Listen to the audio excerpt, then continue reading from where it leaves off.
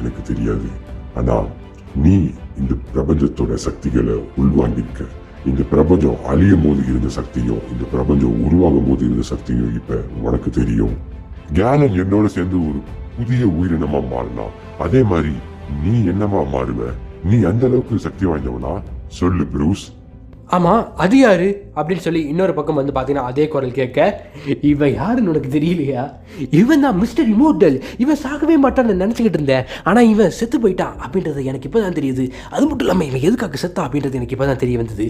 நான் இவன் எப்பவுமே ரொம்பவே ஸ்பெஷலான ரொம்ப பவர்ஃபுல்லான ஒரு மியூட்டன்ட்னு நினச்சேன். ஆனால் இப்போ தான் எனக்கு புரியுது, இவன் உயிரோடுறதுக்கான ரீசன் எல்லாமே நான் உன்னை பார்க்கணுன்றதுக்காக தான். உனக்கு ஒன்று தெரியுமா, பிரபஞ்சத்தோட செல்ல பிள்ளையான ஃப்ராங்க்லின் ரிச்சர்ட்ஸையும் நான் கொன்னுட்டேன். அது மட்டும் இல்லாமல் நீ சொன்ன கேலக்டஸ் அவனையும் நான் என் கையாலேயே கொன்னேன். இருக்கிற எல்லாரையுமே நான் என் கையால் கொன்னேன். நீ எப்படி அவங்களை கொல்ல முடியும்? உன்னால் அது முடியறதுக்கு வாய்ப்பு இல்லையே அப்படின்னு சொல்லி அந்த வாய்ஸ் சொல்ல